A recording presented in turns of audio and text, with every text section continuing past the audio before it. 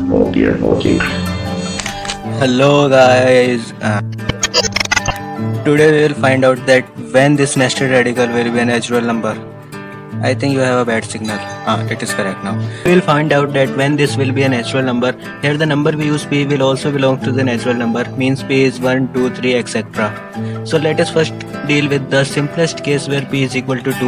Let us find it out. As we know, there are infinitely many nested radical in this.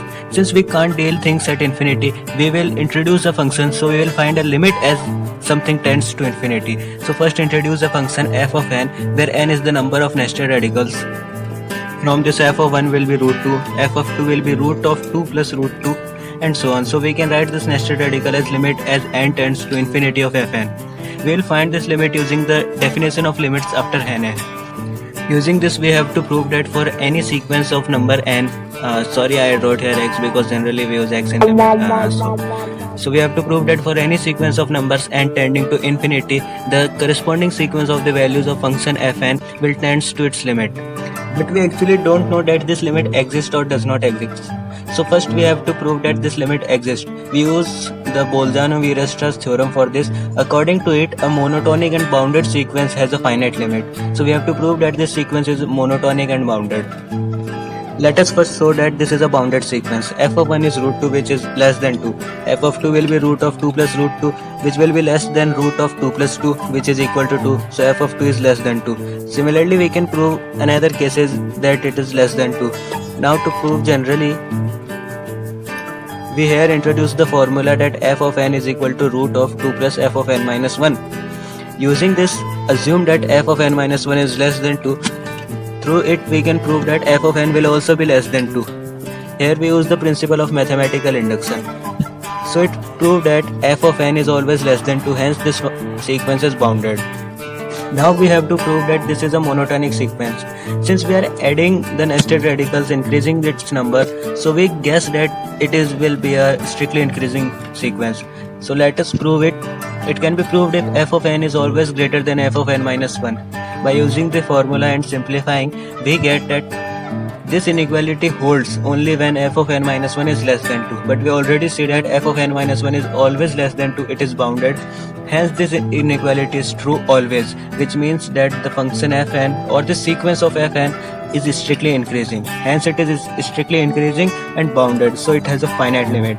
We can write the limit as n tends to infinity of fn equal to y, where y is the finite number. Using this equality, by passing the limit to this equality, we get a quadratic equation in y. Using quadratic formula, we will get that y is equal to 2 or minus 1. Since every number in this sequence is a positive number, minus 1 does not suit here. So we accept the solution y is equal to 2. Hence this limit is equal to 2. We can also prove this using the method that 2 is equal to root of 4, that is root of 2 plus 2. And again, putting the values of 2 in it, we get this infinite nested radical. So now let us move to this general nested radical. We will also prove this using the limits. So let us first introduce a function fp of n, which acts same like the fn. So we can now write this nested radical as limit of n tends to infinity of fp of n. There are some primitive cases of fpn. We will now prove that the sequence of fpn is increasing and bounded. First prove that it is an increasing function. We know that p is greater than 1 as it is a natural number greater than or equal to 1. Root of p will be greater than 0. Then add both sides p and take square root both sides. We will get that fp of 2 is greater than fp of 1. Similarly, we can prove some more cases. To prove it generally, we will use the principle of mathematical induction. First assume that fp of k is greater than fp of k minus 1. Then by adding p on both sides and taking square root, we get fp of k plus 1 is greater than fp of k. That means that it is always an strictly increasing function. Always the fp of n is greater than fp of n minus 1. Here we use the formula of fp of n equal to root of p plus fp of n minus 1. Now let us prove that it is a bounded function.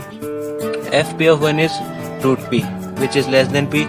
Fp of 2 is root of p plus root p, which will be less than root of p plus p, that is root of 2p, which will be less than 2p. Similarly, we can prove some more cases. To prove it generally, let us first assume that fp of n minus 1 is less than 2p. So using the formula for fp of n, we can prove it that this is also less than 2p, which means that always this sequence is less than 2p, hence it is bounded, and we prove that it is strictly increasing, hence it has a finite limit. Now to find out this limit, use this equality, simplify it, and now pass the limits of n tends to infinity. Limit of fp of n and fp of n minus 1 will be same because n is tending to infinity and both sequences are same. Let us name this limit to be y. We got a quadratic equation. Using the quadratic formula, we get y is equal to 1 plus minus root of 1 plus 4p by 2. Since p is a natural number, p is greater than or equal to 1, so 4p is greater than or equal to 4. 4p plus 1 will be greater than 4p. Taking root on both sides will give that root of 4p plus 1 will be greater than 2. Since the limit y cannot be negative, we exclude the negative sign here. Now we have to just find out that when this answer is a natural number. Let us find it out. Here I highlight one more fact, that we can also find this formula by equating this natural radical equal to q, but it would not be correct because we can't take out the things at infinity, we cannot simplify it. We have to take help of the limits as something tends to infinity, so this method will be inaccurate. So now we have to find out that when this is a natural number, this would be a natural number only when 4p plus 1 is a perfect square of an odd number, because unless it will be a fraction or an irrational number. And this is a very well known fact that square of every even integer can be written in the form of 4p, and square of any odd integer can be written in the form of 4p plus 1. So we will use this fact. So if the odd number is 2q plus 1, on expanding its square and transforming it in the form 4p plus 1, we get p is equal to q square plus q, that is p is equal to q into q plus 1. So if q is an integer or a natural number, p is the product of two consecutive natural numbers. And if we take 4p plus 1 is equal to 2q plus 1 whole square, then we get the answer of q plus 1.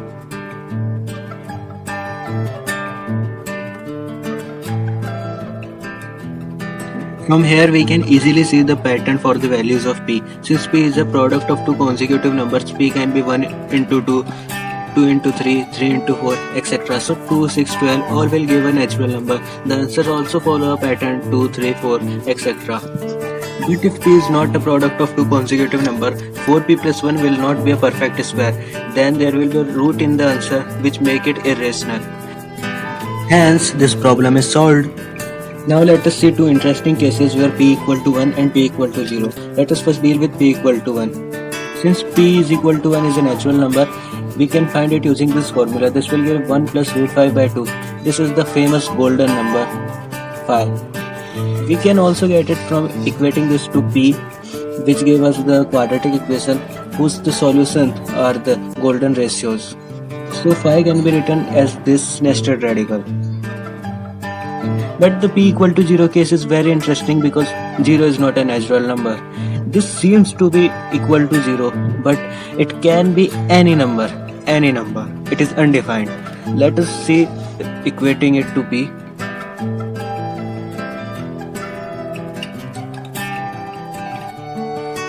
This gives us two answers, p equal to 1 and p equal to 0. We can prove it equal to 1 like this. Similarly, we can prove this for any number just by squaring it and taking root on the side. So this nested radical for 0 is undefined. So we had seen that the general nested radical will be a natural number when p is a product of two consecutive numbers. Subscribe to my channel for more mathematical videos. If you have any new video ideas or you have any question, please comment down and don't forget to like this video. Thanks for watching.